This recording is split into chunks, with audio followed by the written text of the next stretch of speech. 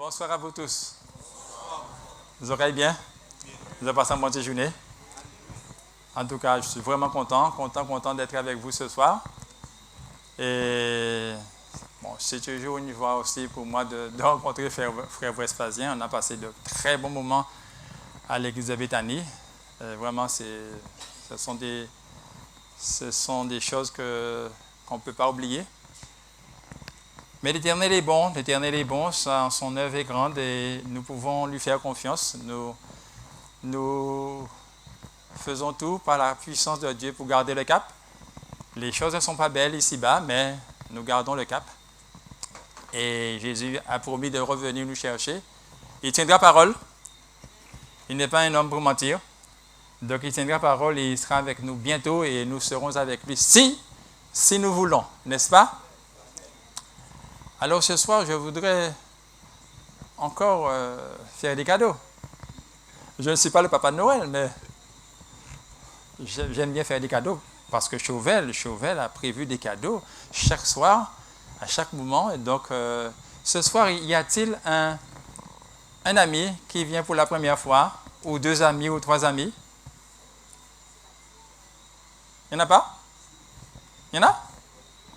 Alors, celui ou celle qui vient pour la première fois ici, l'ami qui vient pour la première fois, je l'invite à se mettre debout et il va recevoir un petit présent de la part de l'Église.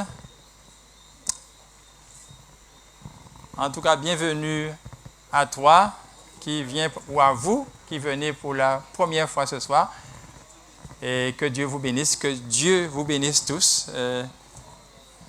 Nous croyons que l'Éternel nous aime et il nous aime d'un amour éternel, un amour inconditionnel et nous pouvons lui faire confiance.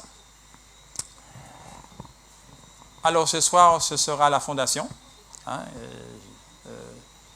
Nous avons commencé dimanche avec Golgotha. Lundi, c'était l'homme qui tombe à pic. Et ce soir, c'est la fondation. Nous allons prier? Prions. Père éternel, merci pour cette grâce que tu nous accordes de pouvoir partager ta parole en toute liberté. Merci pour la santé que tu nous donnes et ta protection. Merci pour la puissance d'un Esprit Saint que tu nous donnes et puisses-tu nous diriger pendant ce moment de partage, d'étude et permettre, Seigneur éternel, que nous puissions accepter de nous ouvrir pleinement à ta sainte influence afin que nous sortions d'ici remplis de ta sainte présence. Je t'ai prié, Seigneur, non pas parce que je suis digne, mais c'est au nom de Jésus et pour la gloire de ton saint nom. Amen. Alors, aujourd'hui, qu'est-ce qui va sur cette terre-là? Nous vivons dans une drôle de société, comme je le disais dimanche soir. Rien ne va. La famille, c'est le feu. Le travail, pareil, pas de travail. L'école, c'est compliqué.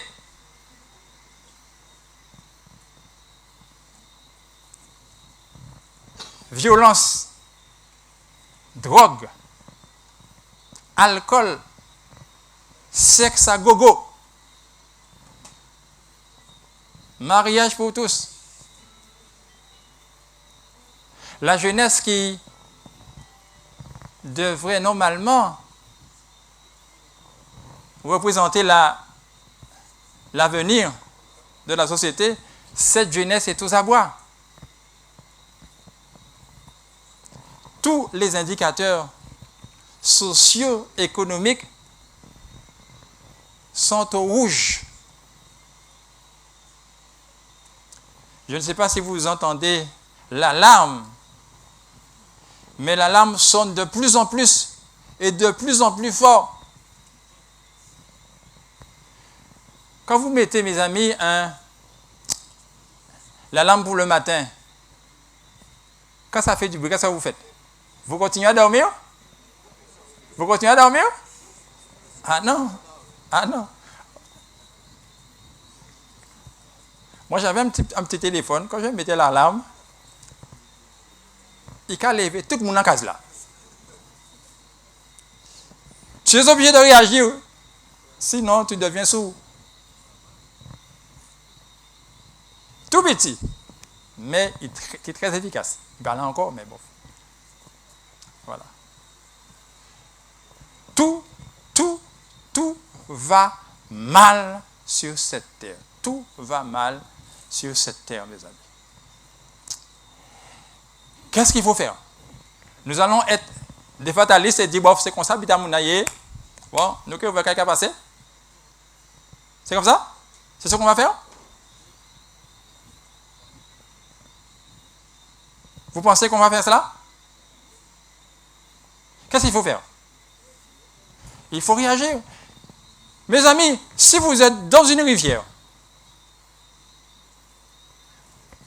et puis la rivière descend, et vous savez, au bout, il y a une chute vertigineuse, c'est la mort. Qu'est-ce que vous allez faire? Vous allez continuer à aller dans la rivière. Oh, mon Dieu, merci. Tranquille. Vous avez fait la planche, et puis vous continuez. C'est ça que vous faites? Moi, parce qu'il y a marqué pour des manœuvres. Même si on mort en portant manœuvre, mon péquet est là comme ça.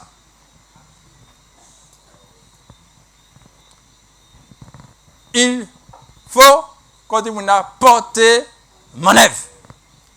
Dans le livre de l'Apocalypse, chapitre 12, verset 12. C'est bon? Non. Apocalypse chapitre 12, verset 12, il est dit, c'est pourquoi, parce que le diable a été banni du ciel. Donc il n'est plus dans le ciel. C'est pourquoi il est dit, cieux, c'est pas encore, ouais. C'est bon. Cieux, réjouissez-vous et habitants des cieux, soyez heureux, malheur à la terre, malheur à la mer. Pourquoi? Car le diable est descendu vers vous, animé d'une grande colère, sachant qu'il a peu de temps. Donc, on doit rester vigilant, mes amis. Vigilant. Pierre le dit dans 1 Pierre, chapitre 5, versets 8 et 9. Il dit, soyez, je vous laisse parce que pour savoir si c'est à l'écran. Soyez, c'est pas encore là. Soyez sobre. Après, veillez. Pourquoi? Votre adversaire, le diable, rôde comme un lion, rugissant, cherchant qui il dévorera. Et qu'est-ce que Pierre dit encore? Résistez avec une foi ferme. Résistez avec une foi ferme, mes amis. Résistez avec une foi ferme. Le diable ne plaisante pas, mes amis. Le diable ne plaisante pas. Rappelez-vous, lundi, je vous parlais d'un enfant, 6 ans maximum. Il était en train de regarder un western de la zoophilie. Maximum 6 ans. Le diable ne plaisante pas, mes amis. Il n'est pas appelé malin par hasard. C'est parce qu'il est vraiment malin. Il a plus de tout dans son sac. Lorsqu'on croit qu'on est debout, on n'est pas si debout que ça. Et puis, il va utiliser, mes amis, la force, la manipulation. Il va manipuler les esprits. Il va utiliser les personnes qu'il faut afin de façonner l'humanité à son image. Il va tenter d'effacer l'image de Dieu en nous. Et il va nous façonner à son image. C'est pourquoi il faut réagir Il faut résister. Cher ami, le diable ne t'aime pas. Jésus t'aime, oui. Mais le diable ne t'aime pas. Chers frères et sœurs, Jésus vous aime, mais le diable ne vous aime pas. Il nous fait comprendre qu'il nous aime, mais il ne nous aime pas. C'est pourquoi il faut rester vigilant. Parce que telle voie paraît droite à un homme, mais son issue, c'est la mort. Proverbe 16, verset 25. Son issue, c'est la mort, mes amis. Alors, qu'est-ce qu'il faut faire? Qu'est-ce qu'il faut faire? Chers amis, qu'est-ce qu'il faut faire? Chers frères et sœurs, qu'est-ce qu'il faut faire? La Bible dit, et c'est Dieu qui parle, dans Ésaïe 45, verset 22, Ésaïe 45, verset 22, qu'est-ce qui est dit?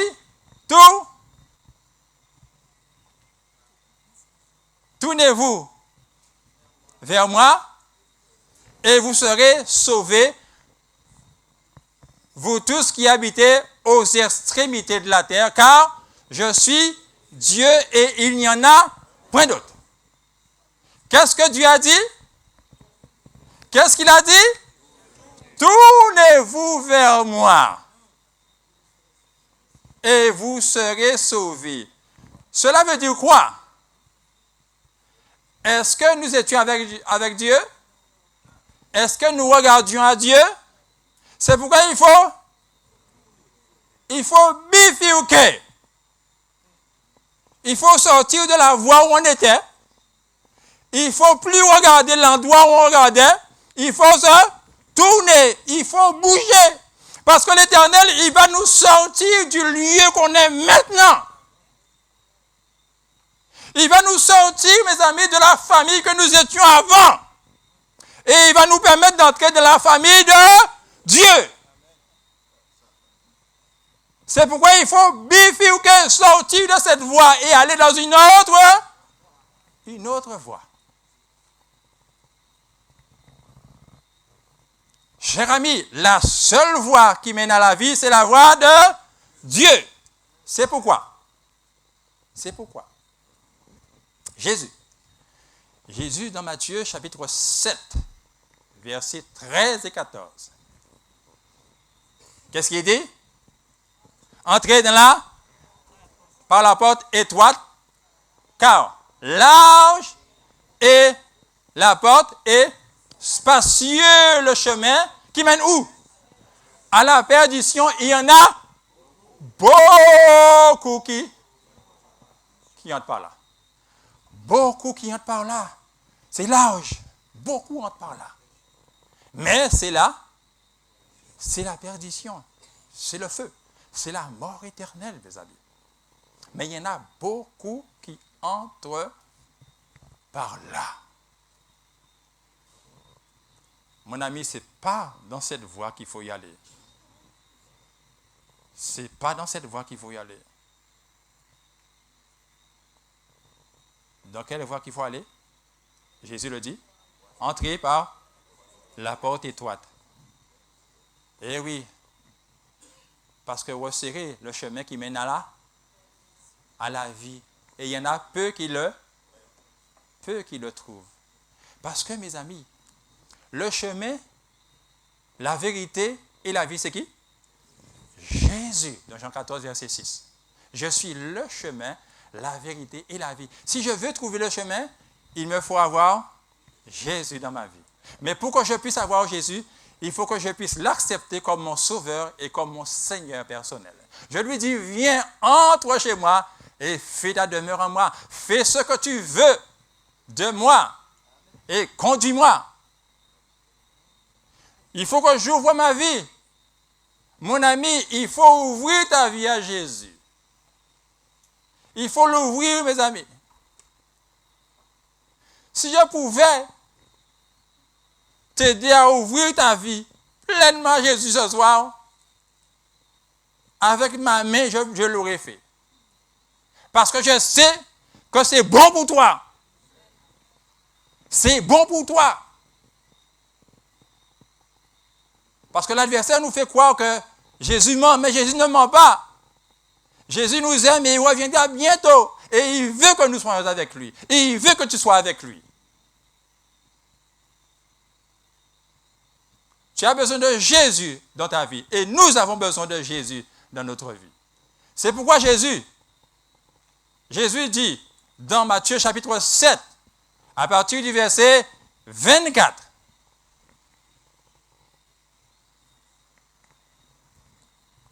On commence? C'est pourquoi quiconque entend ces paroles, cette parole que je dis et qu'il les met en pratique, il est semblable à un homme prudent. Qu'est-ce qu'il a fait? Il a bâti sa maison où? Sur le roc. Sur le roc. Qu'est-ce qui est arrivé? La pluie est tombée, les torrents sont venus, les vents ont soufflé, et qu'est-ce qui s'est passé? Ils se sont jetés sur la maison, et la maison est tombée, n'est-ce pas? Non, elle est restée intacte. Pourquoi? Parce qu'elle était fondée sur le roc. Problème, il n'y a toujours ni problème, toujours ni difficulté. Mais là, en Jésus, on va rester debout. Même si ça n'est pas bon, mais on va rester debout quand même. Même si vous êtes malvoyant, on va avancer quand même. Est-ce que vous comprenez ça? Même si vous êtes malvoyant, on va avancer quand même. Et même si vous êtes aveugle, on va avancer quand même. Quelle que soit la situation, en Jésus, nous sommes plus que vainqueurs. Tu as entendu, mon ami? En Jésus, nous sommes quoi? Plus que vainqueurs. Encore? En Jésus, nous sommes plus que vainqueurs. C'est pourquoi nous devons lui faire confiance. Nous continuons. Mais, celui qui entend ces paroles et qui ne les met pas en pratique, il est semblable à un homme insensé. Qu'est-ce qu'il a fait, cet homme insensé? Il a bâti sa maison où? Sur le sable. Vous avez déjà vu une maison bâtie sur le sable? Comment? Il n'y en a pas beaucoup. Comment? On n'est pas si fou que ça. Il a bâti sa maison sur le sable. Les éléments sont arrivés. Quels sont les éléments? La pluie. La pluie est tombée. Les torrents sont venus. Les vents ont soufflé. Et se sont ligués pour battre cette maison. Et qu'est-ce qui est arrivé à cette maison? Elle est tombée en ruine. Mes amis, la Bible, c'est la parole de Dieu. Quand vous êtes face à la Bible, vous n'êtes pas devant n'importe quel livre, parce que dans ce livre-là, il y a la parole de Dieu. Et la parole de Dieu, elle est vivifiante. C'est la vérité. Elle transforme. Elle m'a transformé. C'est pourquoi je glorifie le Seigneur chaque jour. Je sais où Dieu m'a enlevé. Et je sais ce qu'il a fait de moi.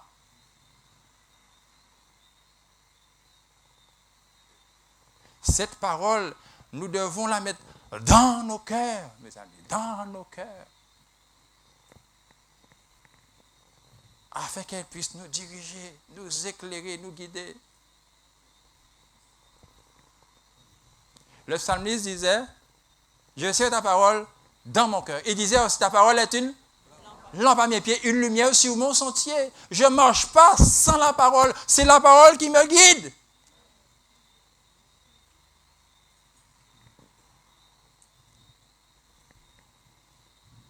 Jésus est celui dont on a besoin. C'est pourquoi nous devons nous fonder sur lui. Car il n'y a aucun autre nom. Aucun autre nom par lequel nous devions être sauvés. Aucun autre nom, dit Acte 4, verset 12. Le seul nom qui nous sauve, c'est Jésus. C'est pourquoi il faut poser ses fondements sur Jésus. Et dès maintenant, demain on ne sait pas. On ne parle pas de demain. Le salut est toujours pour aujourd'hui, jamais demain. Il faut poser les bons fondements tout de suite. Vous connaissez la tour de Pise en Italie. Hein? Elle est penchée. Vous savez une chose, en 1173, on a commencé à construire cette tour qui devait être une belle ajoute à cette belle cathédrale qui se trouve à Pise. Il n'est pas loin de la tour. Et aussi, pour le peuple de Pise, c'était aussi pour montrer leur richesse. Et ils ont décidé de construire cette tour. Et quand la tour a été construite, ils ont remarqué qu'il y a un souci. La tour penche d'un côté. Pourquoi cela, mes amis? C'est sûr qu'il n'y avait pas la connaissance qu'on a aujourd'hui, bien qu'ils ont construit pas mal de choses importantes. Hein? Mais ils ont construit la tour dans un ancien marécage. Aujourd'hui, si on a un sol qui est mou, qu'est-ce qu'on va faire? On va descendre jusqu'au moment où on rencontre le dur. Et c'est comme me disait un frère, hein, une église qui a été construite dans un sol assez mou. Et il m'a dit, pasteur, tu sais, cette église-là, il y a deux églises. Il y a une église en bas et une église que tu vois. Parce qu'ils ont été obligés d'aller chercher au fond pour trouver le dur, le roc. Donc, cette tour a été construite, mais elle est penchée. Et en 1990, la tour présentait des risques pour les visiteurs. Ils ont fermé la tour aux visites et puis ils ont décidé de faire des rénovations et d'essayer de mettre la tour droite. La compétence était là. Les moyens technologiques étaient là aussi. L'argent était là. Plus de 27 millions d'euros. Ils ont réussi à gagner que 40,6 cm sur l'inclination. Soit 673 000 euros par centimètre gagné.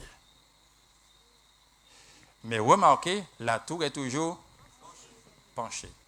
Et peut-être, on ne sait jamais, elle tombera un jour. C'est pour cette raison qu'il faut faire les bons choix et tout de suite. Il ne faut pas attendre. Il ne faut pas attendre. Parce que lorsqu'on fait le mauvais choix ne nous emmène jamais à la vérité. Le mauvais choix ne nous emmènera jamais à la vie éternelle. C'est pourquoi lorsque je comprends que je suis dans la mauvaise voie, je fais quoi?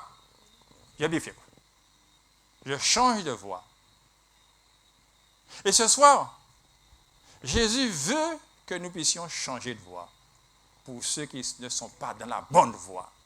Parce qu'il y a une voie qui mène à la vie éternelle et il y a une voie qui mène à la mort éternelle. Et le choix que Jésus nous invite à faire, c'est de choisir la voie qui mène à la vie éternelle. La voie qui mène à la vie éternelle, c'est la voie qui est fondée sur Jésus, le roc. Cher ami, ce soir, qu'est-ce que tu décides? Qu'est-ce que tu décides ce soir? Vas-tu choisir la voie de Jésus? La voie royale qui est tracée et qui nous amène directement dans l'éternité. Vas-tu choisir cette voie-là? Vas-tu ouvrir ton cœur pleinement à Jésus et dire à Jésus, voici, je me donne à toi. Fais de moi ce que tu veux.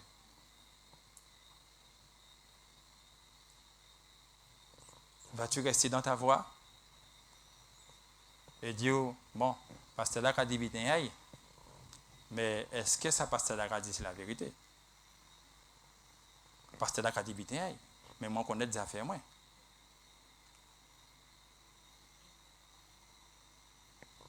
Peut-être que tu dis que tu ne veux pas de cette voie-là. Mais, vous savez une chose, lorsque quelqu'un te présente quelque chose, un fruit, on ne peut pas dire il n'est pas bon tant pas goûter. Tant pas goûter, on ne peut pas dire il n'est pas bon. Si on dit pas bon sans goûter, il y a un problème. La voie qui mène à la vie éternelle, c'est la voie de Jésus.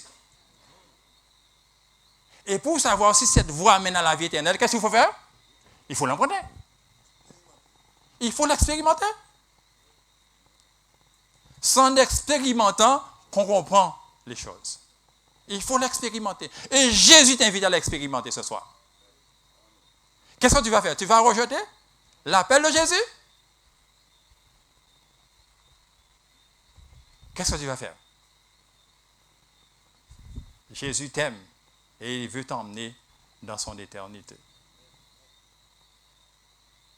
Samedi matin, il y a une cérémonie de baptême qui est prévue.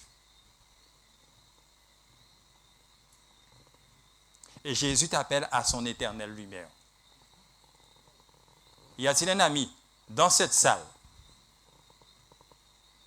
qui voudrait accepter Jésus comme son sauveur et comme son Seigneur personnel et qui voudrait aller dans les eaux du baptême avec Jésus samedi matin? Y a-t-il une personne dans cette salle?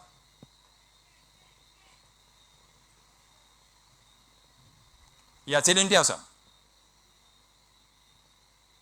Y a-t-il une personne qui aimerait choisir la voie de Jésus et aller dans les eaux du baptême avec Jésus? Y a-t-il une personne ce soir? Est-ce qu'une personne peut se mettre debout et dire, Seigneur, je m'engage et je me donne à toi. J'ai reconnu ta voie, c'est la voie du salut. Ta voie, c'est la voie de la vie. Y a-t-il une personne? Y a-t-il une personne dans la salle qui voudrait que je prie avec lui? Un ami qui aime Jésus et qui voudrait connaître encore mieux Jésus. Y a-t-il une personne dans la salle? Y a-t-il une personne dans la salle qui voudrait que je prie avec lui? Ce soir, Jésus veut que nous soyons avec lui dans son éternité. Si tu as d'autres besoins, mon cher ami, manifeste-le. On va t'apporter une fiche et tu vas exprimer sur cette fiche ce dont tu as besoin. Si tu veux que le pasteur vienne te visiter, si tu veux étudier la parole de Dieu, tu vas mettre tout cela, cocher tout cela sur la fiche. Si tu as besoin de la fiche, tu lèves ta main et l'hôtesse viendra te l'amener. L'Éternel est grand, il est tout-puissant. Il veut que nous soyons avec lui dans son éternité. L'objectif de Dieu, c'est que nous soyons sauvés. Dieu m'aime, il aime ma famille, il nous aime tous et il veut que nous soyons avec lui dans son éternité. Ce soir, Père éternel, merci pour ta grâce. Merci pour ton amour envers nous, ô divin Maître. Tu es bon. Tu es bon envers chacun de nous. Et je sais que sans toi, nous ne sommes rien. Je te présente, Seigneur, nos amis. Ils sont là. Ils sont venus écouter ta parole. C'est toi qui connais leur cœur. C'est toi qui sais tout les concernant. Mais je crois, Seigneur éternel, que personne ne les aimera comme tu les aimes. Et quelle que soit leur vie, tu les aimes quand même. Permets, Seigneur éternel, qu'ils puissent continuer à cheminer avec toi et se laisser convaincre par ton Esprit Saint, afin que ton Esprit Saint puisse prendre vie dans leur vie, qu'il puisse faire le nettoyage et qu'il fasse de tes enfants en Jésus-Christ. Seigneur, fortifie-les. Donne-leur toujours ce désir de continuer à écouter ta parole, ce désir à venir encore une fois vendredi soir pour écouter ta parole. Parce que Seigneur éternel, tu veux qu'ils soient avec toi dans ton éternité. Père éternel, je voudrais te présenter ceux qui ont des besoins spéciaux. Ils ont une demande spéciale à te faire ce soir. Tu connais la demande, Seigneur. Tu sais tout. Je t'en supplie, Seigneur. Agis. Agis puissamment. Et accomplis ta vision dans chaque vie. Seigneur, nous croyons qu'avec toi, nous n'avons rien à craindre. Avec toi, nous sommes tranquilles. Agis, Seigneur, et permets que chaque cœur, chaque vie, chaque foyer soit acquis pour ta cause. Merci, Seigneur, de fortifier chacun de tes serviteurs, de fortifier ton Église et permettre que cette Église, Seigneur, puisse être un témoin puissant ici à Chauvel et dans toutes les abîmes. Qu'on sache qu'il y a un Dieu qui aime les hommes et qui vient bientôt. Amen. Merci pour ta grâce et pour ton amour. Merci pour la vie que tu nous accordes. Merci pour ce que tu fais pour moi-même, pour mon épouse et nos 2 enfants. Merci pour tout ce que tu fais pour chacun de nous sur cette terre et continue à nous fortifier, Seigneur, à nous encourager et à nous permettre de marcher en vainqueur et pour vaincre. Maintenant, nous allons nous séparer, Seigneur. Nous allons retourner dans nos demeures respectives. Puisses-tu nous diriger toi-même, nous conduire toi-même, nous permettre d'arriver à bon port. Et que nous soyons ici vendredi soir, Seigneur éternel, afin de continuer, Seigneur, cette marche en avant avec toi. En Jésus, je t'ai prié pour ta gloire. Amen. Amen.